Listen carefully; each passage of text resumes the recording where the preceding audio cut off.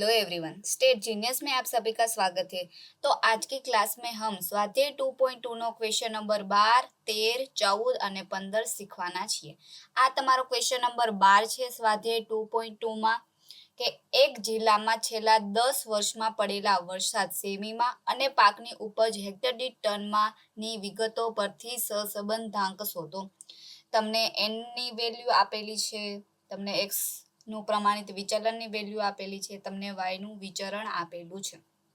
જે આપણે સ્વાધ્યાય 2.2 માં 1 થી 11 દાખલા ગણેલા છે તેના કરતા આ અલગ દાખલા છે, તો તેના માટે અલગ સૂત્ર પણ આવશે। આપણે ક્વેશ્ચન નંબર 12, 13, 14 અને 15 ને આપણે અલગ સૂત્રના મદદથી શીખવાના છીએ અને સહસંબંધાંક ગણવાના છીએ। તો આપણે પહેલા સૂત્ર જોઈ લઈએ કે કઈ કઈ સૂત્રનો ઉપયોગ કરીને આપણે ક્વેશ્ચન નંબર 12, 13, 14 અને 15 ગણવાના છીએ। તો તમારું પહેલું સૂત્ર છે સહસંબંધાંક શોધવાનું, એટલે કે r કોવેરિએશન xy ના છેદમાં sx sy, જેમાં તમારું sx છે તેને આપણે x નું પ્રમાણિત વિચલન કહેવામાં આવે છે અને તમારું sy છે તેને y નું પ્રમાણિત વિચલન કહેવામાં આવે છે। અને sx નો સ્ક્વેર ને x નું પ્રમાણિત વિચરણ કહેવામાં આવે છે અને sy ના સ્ક્વેર ને તમારે y નું પ્રમાણિત વિચરણ કહેવામાં આવે છે। આ sx અને sx ના સ્ક્વેરમાં શું ડિફરન્ટ છે?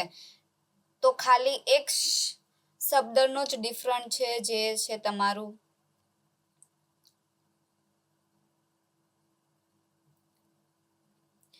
વિચલન અને વિચરણ। આ જ તમારો ડિફરન્ટ છે આ બંનેમાં। વિચલન કહેવામાં આવે છે ત્યારે sx અને વિચરણ કહેવામાં આવે છે તો એનો સ્ક્વેર હશે। હવે તમારું બીજું સૂત્ર છે સહસંબંધાંક શોધવાનું, r sigma x minus x બાર y માઇનસ y બાર ના છેદમાં n into sx into sy।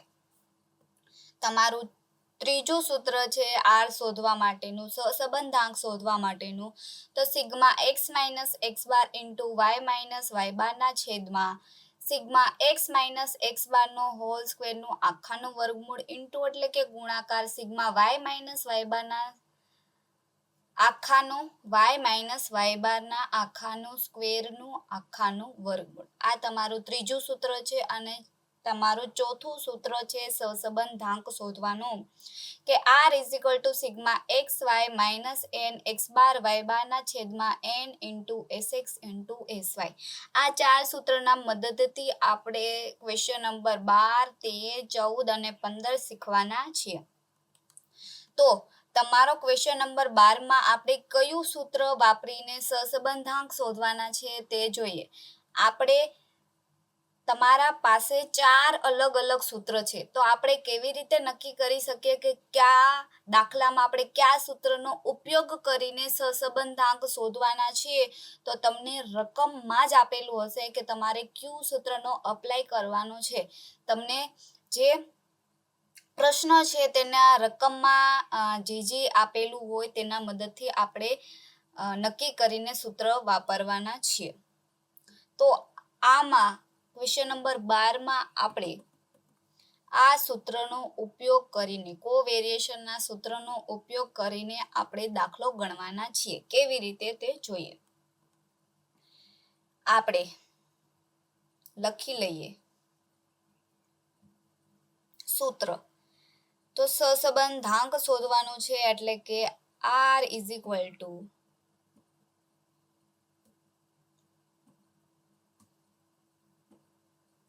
કોવેરિએશન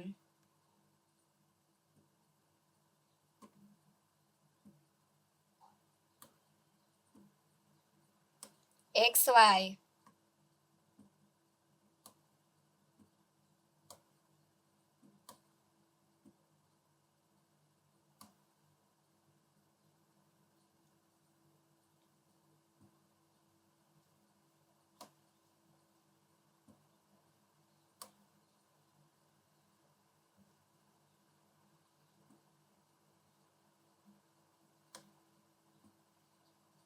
છેદમાં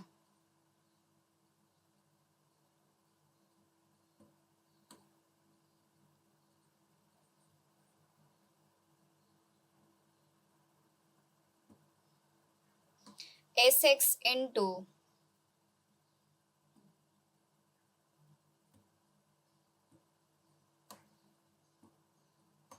SY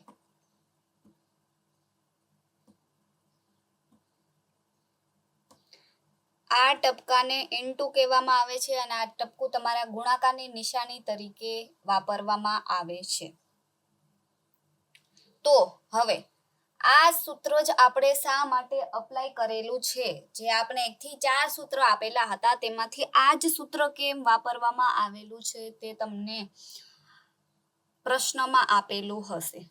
જોઈએ, આપણે n તરીકે 10 આપેલા છે, કોવેરિએશન તરીકે આપણે 30 આપેલા છે. આ સૂત્રમાં જેટલી વેલ્યુ તમને રકમમાં આપેલી હોય તો તે સૂત્ર આપણે વાપરવાનું છે. આપણે આ રકમ જે આપેલી છે તમને તેના ઉપરથી આપણે નક્કી કરીને સૂત્રનો ઉપયોગ કરવાના છે. જે તમને r = કોવેરિએશન xy ના છેદમાં sx * sy જે તમારું સહસંબંધાંક શોધવા માટેનું સૂત્ર છે, જે આ બધી જ વેલ્યુ છે તે તમારી ક્વેશ્ચન નંબર 12 માં રકમ તમને આપેલી છે.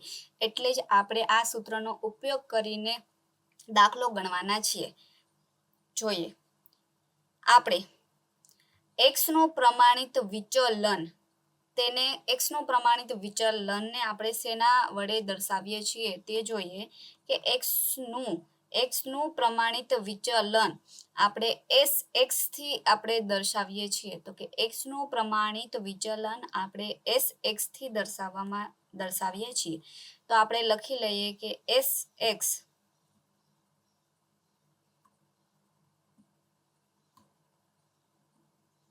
= 5.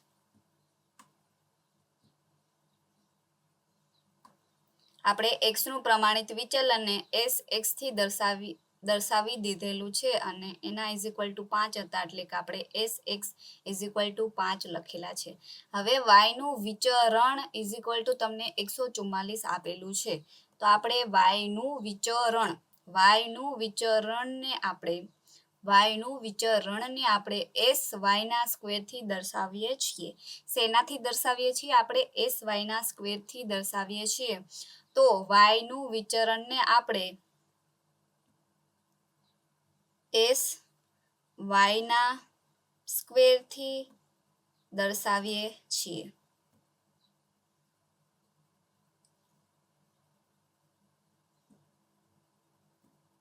= આપને આપેલા છે 144.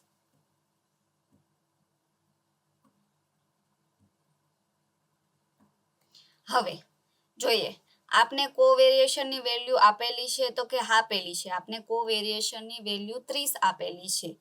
તો કોવેરિએશનના છેદમાં આપને sx * sy આપેલું છે. તો sx ને આપને વેલ્યુ આપેલી છે તો કે હા આપેલી, આપને 5 આપેલી છે. તો sy ની વેલ્યુ શું આપને આપેલી છે તે જોઈએ. આપને sy ની વેલ્યુ નથી આપેલી પણ sy ના સ્ક્વેરની આપને વેલ્યુ આપેલી છે. તો આપણે sy ના સ્ક્વેરને આપણે sy માં કન્વર્ટ કરવાનું છે. તો કેવી રીતે કરવાનું થશે? આપણે sy જોતું છે, sy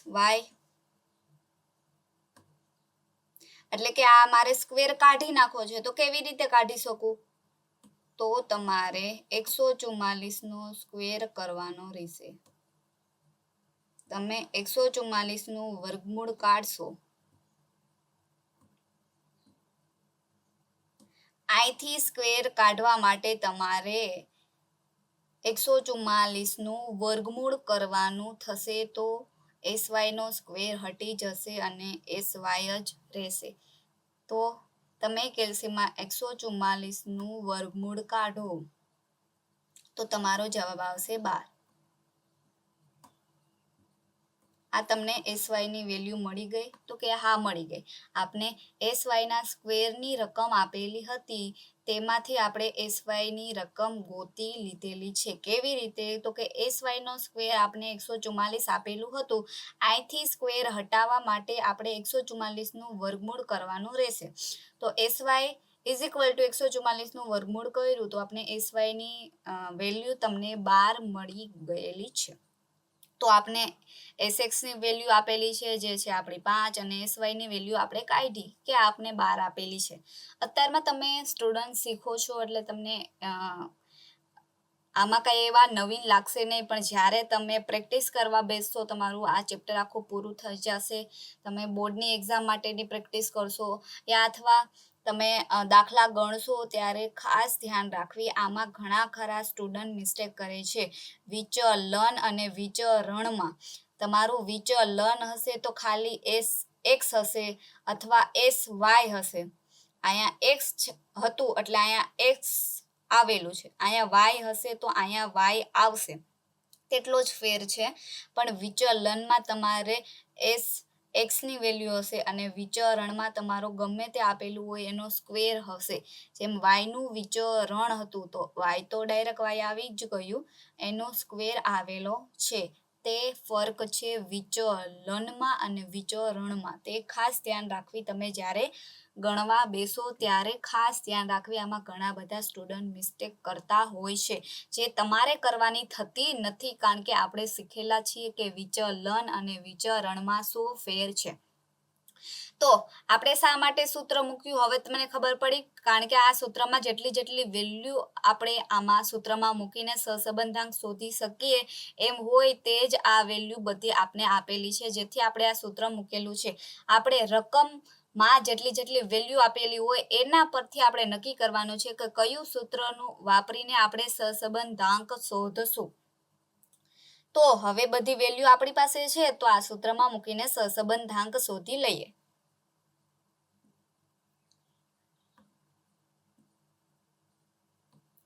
કોવેરિએશન XY ની આપને વેલ્યુ આપેલી છે તો કે આપેલી છે એ છે આપણી પાસે 30. તો આપણે લખશું 30 ના છેદમાં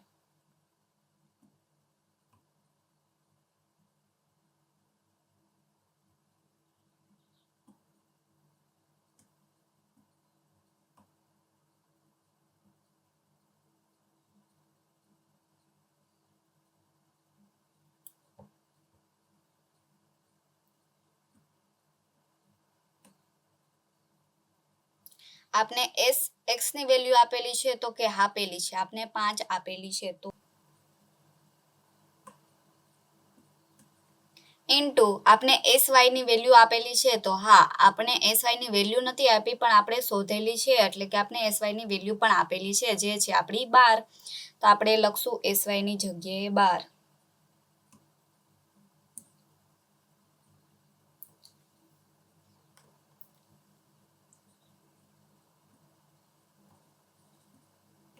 હવે આપણે 30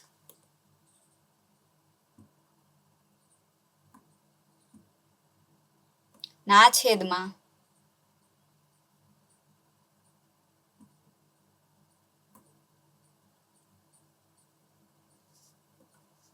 આપણે 5 અને 12 નો ગુણાકાર કરવાનો છે તો તેનો જવાબ આવશે 60.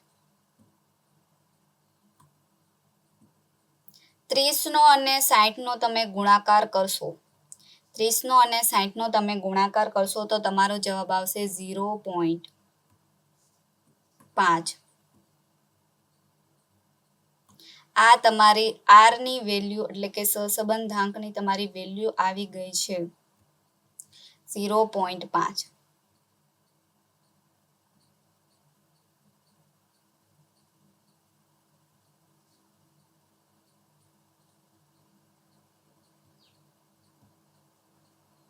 આ તમારો ક્વેશ્ચન નંબર 12 નો તમારો જવાબ છે 0.5, જે આપણે કોવેરિએશનના સૂત્રનો મદદ કરીને આપણે સહસંબંધાંક શોધેલા છે. આપણે ક્વેશ્ચન નંબર 12, 13, 14, 15 ને બધાને અલગ અલગ સૂત્રના મદદથી શોધવાના છીએ, જે આપણે પાછળ 4 સૂત્ર જોયા તેનો ઉપયોગ કરીને આપણે બધાના સહસંબંધાંક શોધવાના છીએ. આ તમારો ક્વેશ્ચન નંબર 12 નો જવાબ આવી ગયો. હવે આપણે ક્વેશ્ચન નંબર 13 ને જોઈએ.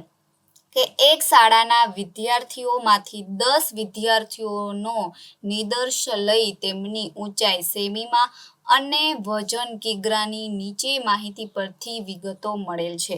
આ તમને રકમ આપેલી છે.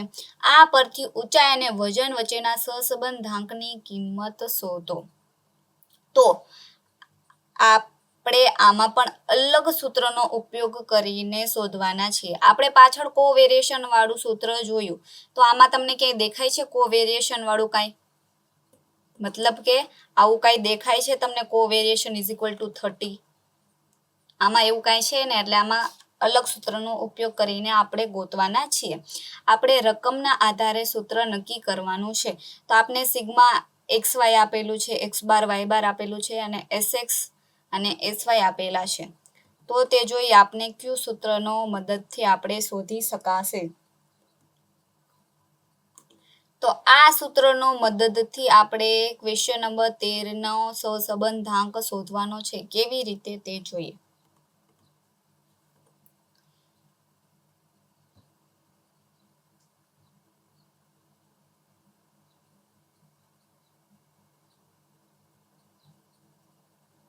આપણું પહેલા સૂત્ર મૂકી દઈએ કે R ઇઝ ઇક્વલ ટુ, સહસંબંધ શોધવા માટે R is equal to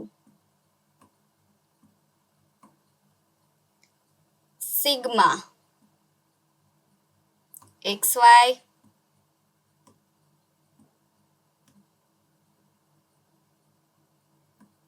minus N into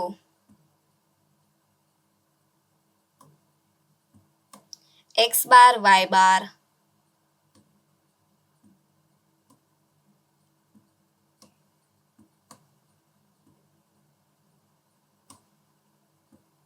ના છેદમાં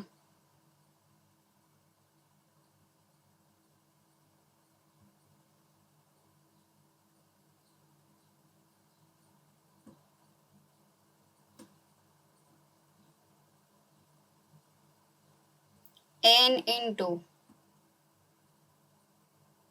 SX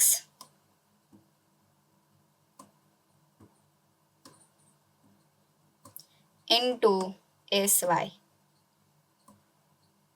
આ મેં કાંઈ નવીન સૂત્ર લખેલું નથી, જે આપણે પાછળ ચોથું સૂત્ર જોયું હતું કે આ સૂત્રનો ઉપયોગથી મદદ કરવાની છે. આ સેમ ટુ સેમ મેં ના લખેલું છે. તમે જેમ જેમ દાખલા ગણશો, તમે જેમ જેમ પ્રેક્ટિસ કરશો, તો તમને સૂત્ર ઓટોમેટિકલી યાદ રહી જશે. અને આપણે જ્યારે આપણા ક્વેશ્ચન નંબર બધા પૂરા થાય છે ત્યારે આપણે જોશું પણ કે આપણે સૂત્ર કેવી રીતે યાદ રાખી શકીએ, જેથી તમારા સ્ટેટિસ્ટિકમાં એટલે કે આંકડાશાસ્ત્રમાં પૂરામાં પૂરા માર્ક આવે, એક પણ માર્ક કપાય નહીં. તમારા આંકડાશાસ્ત્રમાં એક જ મેન છે કે તમને સૂત્ર આવડતા હશે તો તમે બધા જ દાખલા ગણી શકશો. જો તમને સૂત્ર જ નહીં આવડે તો તમે એક પણ દાખલો ગણી શકો નહીં અને માર્ક પણ મળશે નહીં. તો આંકડાશાસ્ત્રમાં એ જરૂરી છે કે આપણે સૂત્ર કેવી રીતે યાદ રાખવા તે આપણે લાસ્ટમાં જોશું. તો આ સૂત્રનો ઉપયોગ કરીને આપણે સહસંબંધાંક શોધવાના છે ક્વેશ્ચન નંબર 13માં. શા માટે આ જ સૂત્રનું અપ્લાય કરેલું છે? કારણ કે આ જેટલા સૂત્રમાં આપણે વેલ્યુ મૂકીને સહસંબંધાંક મળે એમ છે તે બધી જ વેલ્યુ આપને અહીંયા આપેલી છે. તેના માટે આપણે આ સૂત્રનો ઉપયોગ કરીને સહસંબંધાંક શોધવાના છે. તો જોઈએ, આપણે સિગ્મા XY આપેલું છે તો કે હા આપેલું છે. આપણે સિગ્મા XY ની રકમ આપેલી છે. આપણે N ની વેલ્યુ આપેલી છે તો કે N ની વેલ્યુ આપેલી છે તો કે નથી આપેલું. તો શું કરશું તે આપણે આગળ જોઈએ. પહેલા આપણે જોઈ લે કે આમાં કઈ કઈ વેલ્યુ આપેલી છે ને પછી આપણે જોશું કે જે વેલ્યુ આપને આપેલી નથી તેના માટે શું કરવાનું રહેશે. આપણે X બારની વેલ્યુ આપેલી છે તો કે હા આપેલી છે. આપને Y બારની વેલ્યુ આપેલી છે તો કે હા આપેલી છે. અહીંયા N ની તો આપણે વેલ્યુ આપેલી નથી. SX ની વેલ્યુ આપને આપેલી છે તો કે હા આપેલી છે. SY ની વેલ્યુ આપને આપેલી છે તો કે હા આપેલી છે. તો આ સૂત્રમાં બધી જ રકમ આપને આપેલી છે, પણ એક જ એવી રકમ છે જે કે છે N.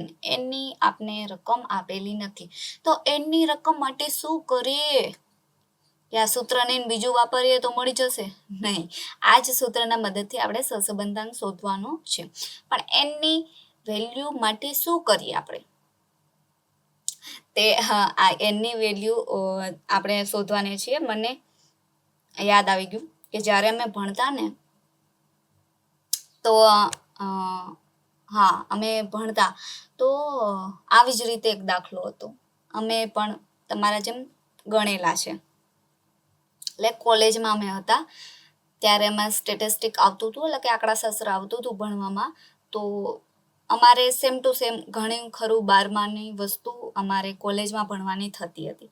તો 12મું અમે તો સારી રીતે ભણેલા હતી, તો અમને બધી ખબર હતી કે કેવી રીતે કયું સૂત્ર મૂકવું ને કેવી રીતે જવાબ આવશે ને તેવી બધી અમને ખબર હતી. તો અમે બધા ગણતા. અમારા પ્રોફેસર, જો કે ના ટીચર ન હોય, એટલે એમ તો ટીચર જ હોય, પણ ના કોલેજમાં પ્રોફેસર કહેવામાં આવે છે ટીચર્સને. તો અમને બધાને ગણવા દીધું અને ત્યાંના પ્રોફેસર હતા તે બહાર ચલી વયા ગયા, કંઈક કામ હશે તો કે આ તમે દાખલો ગણો. આ ટાઈપનો જ હતો કંઈક દાખલો. તો ઠીક છે, હાલો અમે બધા ગણવા માંડ્યા. અમે લાસ્ટમાં જવાબ આવી ગયો અમારો બધાનો આર ગણતી વખતે. આવા જ દાખલા સેમ ટુ સેમ અમે ગણતા હતા. તો આખો રૂમ, અમે 2-3 ફ્રેન્ડ હતા, અમે બધા જવાબ ગણીને બેઠા હતા. અમે બધા એક જ બેન્ચમાં બેઠા હતા, એટલે કે એક બેને ન આવડે તો જોઈ લેતા હતા પાડોશી કેવી રીતે ગણેલું છે. તો અમે અમારી જેટલી અમે બેસતા હતા 1, 2, 3 અમારા ફ્રેન્ડ સર્કલમાં, તો અમે બધા જવાબ લખીને બેઠા હતા. તો આખો ક્લાસ દેકારો કરે કે આમાં એનની વેલ્યુ નથી આપેલી, એનની વેલ્યુ નથી આપેલી, અને અમે બધા દાખલો ગણીને બેઠા છીએ. હવે એને સમજાવવું કેમ કે એનની વેલ્યુ તમને આ દાખલામાં આપેલી છે, પણ કોઈને દેખાતું જ નહોતું કે એનની વેલ્યુ આપેલી છે. આમાં તમને પણ દેખાય છે એનની વેલ્યુ આપેલી છે કે નહીં? દેખાય છે તમને? તો આખો ક્લાસ પોતે એનની વેલ્યુ જ નથી આપેલી, તો કે દાખલો કેવી રીતે ગણો. અમે આખો બધા જવાબ લખીને બેઠા છીએ કે હવે કોક આવે ને કરે ને અમારો જવાબ અમે જોઈ લેવી કે સાચો છે કે ખોટો. જોકે સાચો જ હોય. અમે બધા ટોપર રહી ચૂકેલા છીએ 12થમાં. અમે ટોપર રહી ચૂકા છીએ સ્ટેટિસ્ટિકમાં, આંકડાશાસ્ત્રમાં હું ટોપર છું 12થમાં. અને કોલેજમાં અમે આંકડાશાસ્ત્ર જ રાખેલું હતું, કારણ કે મને બહુ ગમતું હતું. તો મને આવડતું હતું, અમારી 1-2 ફ્રેન્ડ હતી તેને પણ આવડતું હતું. આખો ક્લાસ બધું એનની વેલ્યુ નથી. હવે એને શું કહેવું મારે કે તમે 11-12માં સરખું ભણ્યા હો તો તમને ખબર પડે કે એનની વેલ્યુ કેટલી આપેલી છે. તેમાં જ આમાં જોઈએ, આમાં જ તમને એનની વેલ્યુ આપેલી છે. કોકને દેખાતું હશે, કોકને નહીં દેખાતું હોય. આપણે સ્વાધ્યાય 2.2માં જે 1 થી 11 દાખલા ગણેલા છે ને, તેમાં મેં તમને કીધેલું છે કે એનની વેલ્યુ તમને ન આપે ને તો શું કરવું. ઘણાને મગજમાં એ જે દાખલા મારા જોયેલા હશે ને ગણેલા, તેના મગજમાં ઘણા ક્લિક કરતા હશે કે મેમ તો એમ કહેતા હતા કે 1 થી 11 દાખલા શીખાશે. તો આમ કોષ્ટક હતું પહેલા તો. ઘણાને ઓતારમાં મગજમાં હતું, આમ કોષ્ટક હતું, આમ વેલ્યુ આપેલી હતી, આમ બધી. તો અમે તો એને એવી રીતે ગોતતા હતા કે અહીંથી રકમ ચાલુ થાય, 3, 4 આગળ એટલે રાખે. આમ આલા રાખે, આ ગણી લેતા 1, 2 ને 3. આ એન આપણે માની લેતા હતા. સાચી વાત છે, આમ એન માનતા હતા. પણ આપણે બીજી રીતે પણ ગોતતા હતા કે એન મળી શકે કે નહીં. ઘણીવાર આપને આપેલું હોય, ઘણીવાર આપણે કોષ્ટકની રકમ આપેલી હોય આપને, એ ગણીને આપણે એન લેતા હતા. એક હજી રીતે આપણે શીખતા હતા, ઘણીવારમાં આપેલા હોય ને ઘણીવાર ના આપે. રકમ જોવાની, રકમમાં ઘણીવાર આપેલા હોય તે આપણે જો હું આયરો બતાવું છું તેમાં આપેલી હોય.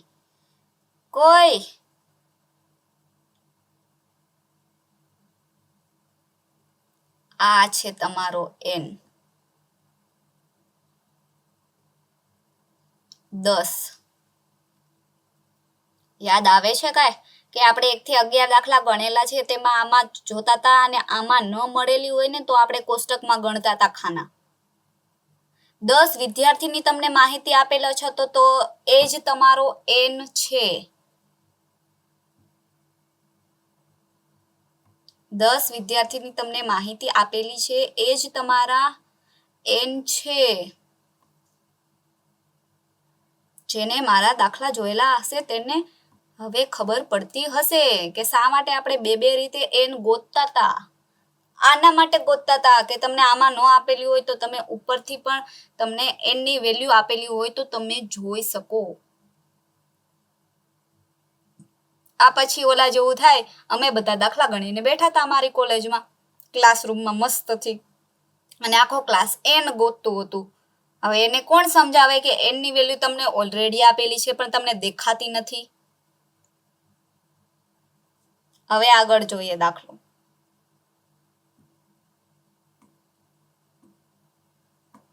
હવે n sigma xy,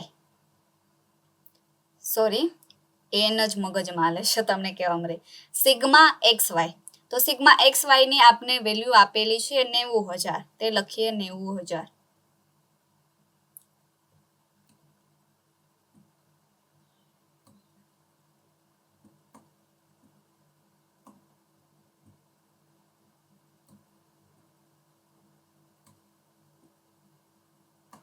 minus n ની વેલ્યુ આપણે આપેલી છે 10, ઇન્ટુ એટલે કે ગુણાકાર સિગ્મા x12 ની તમને વેલ્યુ આપેલી છે 160,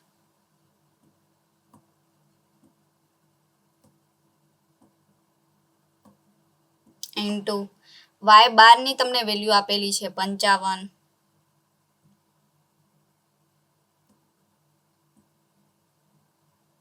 ના છેદમાં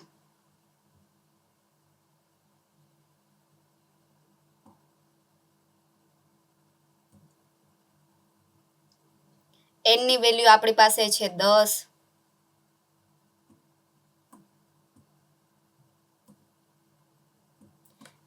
x ની વેલ્યુ આપણી પાસે છે 25,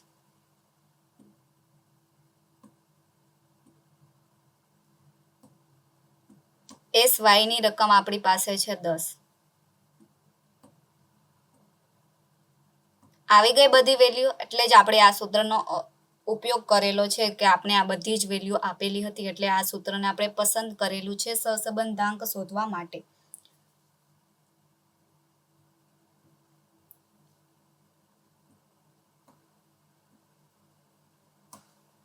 હવે 90,000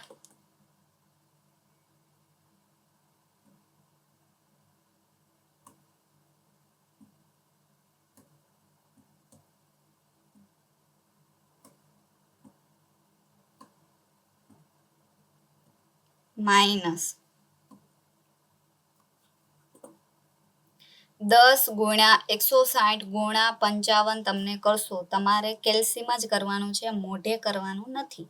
એટલે કે 10 ગુણ્યા 160 ગુણ્યા 55 તમે કરશો તો તમારો જવાબ આવશે 88,000.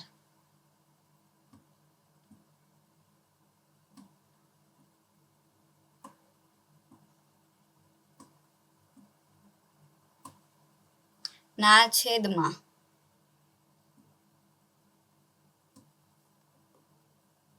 10 ગુણ્યા 25 ગુણ્યા 10 કરશો તો તમારો જવાબ આવશે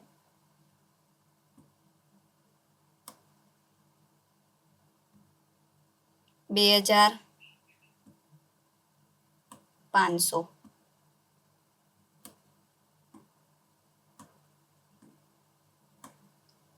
હવે 90,000 માઇનસ 88,000 કરશો તો તમારો જવાબ આવશે 2,000.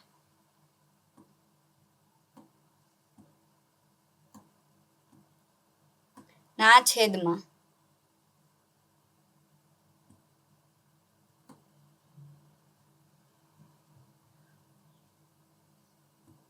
2,500.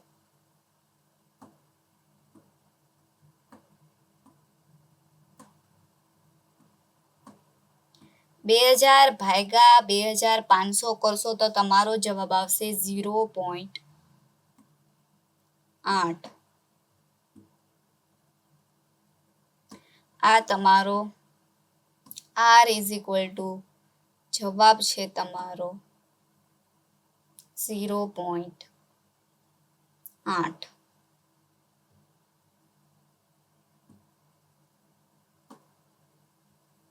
આ તમારો ક્વેશ્ચન નંબર 13 નો જવાબ છે તમારો 0.8. હવે આપણે ક્વેશ્ચન નંબર 14 ને ગણીએ. આ તમારો ક્વેશ્ચન નંબર 14 છે. તમારા ક્વેશ્ચન નંબર 14 માં બે દાખલા પૂછેલા છે. આ તમારો પહેલો છે અને આ તમારો બીજો છે. હવે ક્વેશ્ચન નંબર 14 નો આપણે પહેલો દાખલો ગણીએ. પહેલા દાખલાની આપણે રકમ આ પ્રમાણે આપેલી છે અને આપણે સહસંબંધાંક જ શોધવાનો છે. તો આમાં પણ આપણે અલગ સૂત્રથી દાખલો ગણવાનો રહેશે. જોઈએ આમાં કયું સૂત્રનો ઉપયોગ કરવાના છીએ. આમાં આ સૂત્રનો ઉપયોગ કરીને આપણે દાખલો ગણવાના છીએ, જે આપણે લખી લઈએ.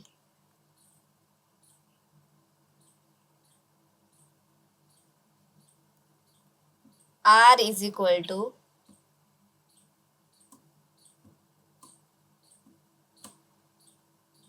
sigma x minus x bar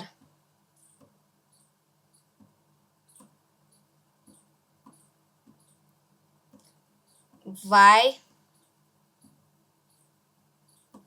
minus y bar ના છેદમાં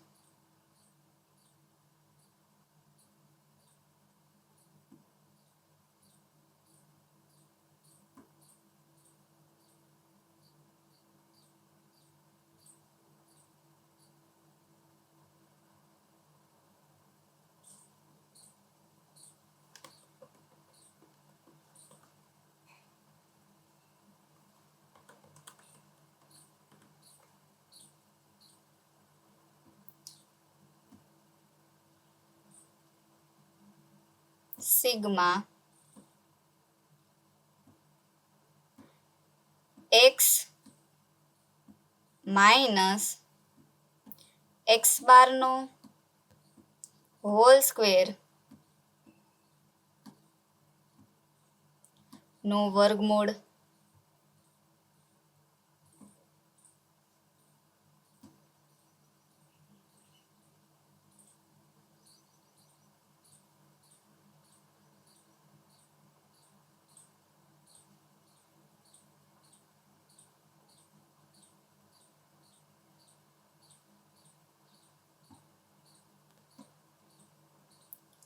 into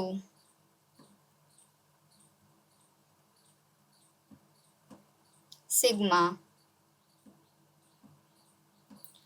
y minus y bar ના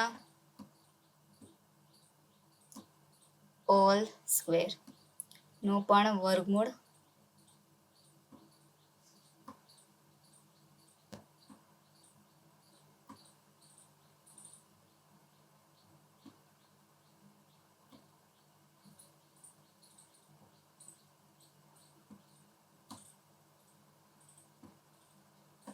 sigma x minus x bar into y minus y bar. Sigma x minus x bar into y minus y bar. Sigma x minus x bar નો square નો આખાનો વર્ગમૂળ. Sigma x minus x bar ના આખાનો વર્ગમૂળ into sigma y minus y bar નો આખાનો sigma y minus y bar નો square નો આખાનો વર્ગમૂળ. તો sigma y minus y બારના સ્ક્વેરનું આખાનું વર્ગમૂળ. આ સૂત્રનો ઉપયોગ કરીને આપણે દાખલો ગણવાના છીએ. ક્વેશ્ચન નંબર 14 નો પહેલો. સિગ્મા x માઇનસ x બાર ઇન્ટુ y માઇનસ y બારની વેલ્યુ આપને આપેલી છે. તો કે હા આપેલી છે. સિગ્મા x માઇનસ x બાર y માઇનસ y બારની વેલ્યુ આપને આપેલી છે 45. તો લખી લઈએ 45 ના છેદમાં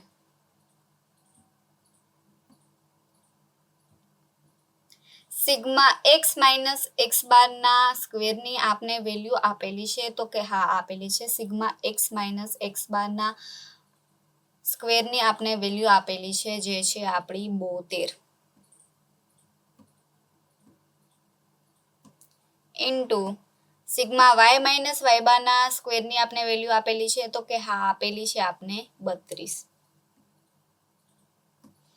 તે બંનેનું વર્ગમૂળ છે તો આપણે પણ વર્ગમૂળ કરવાનું છે.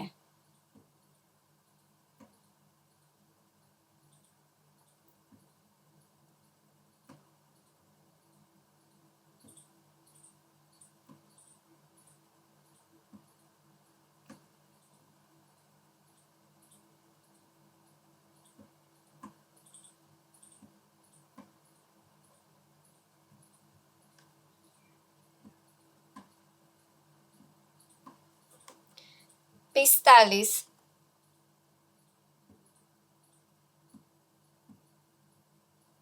ના છેદમાં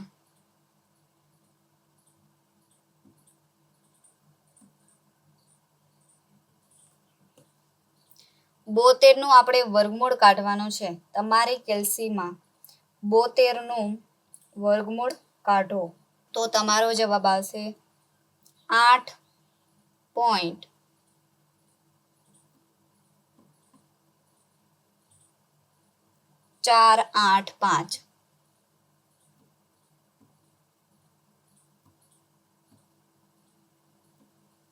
ઇન્ટુ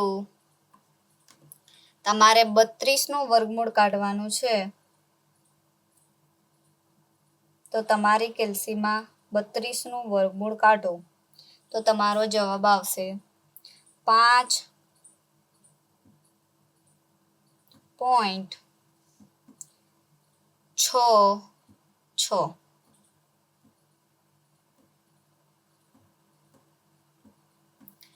45 ના છેદમાં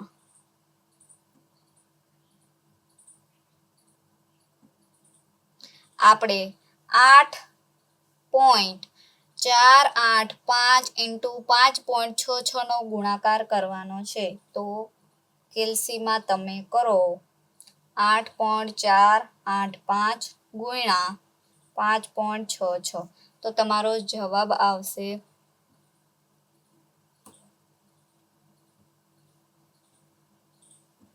48.0251. હવે તમે 45 ભાગ્યા 48.0251 નો તમે ભાગાકાર કરશો તો તમારો જવાબ આવશે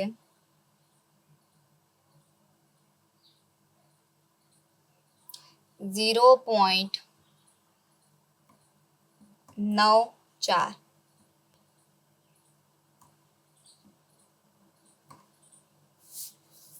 આ તમારો જવાબ આવેલો છે તમારો ક્વેશ્ચન નંબર 14 નો પહેલાનો 0.94 તમારો આર નો જવાબ આપેલા છે, એટલે કે તમારો સહસંબંધાંકનો જવાબ છે.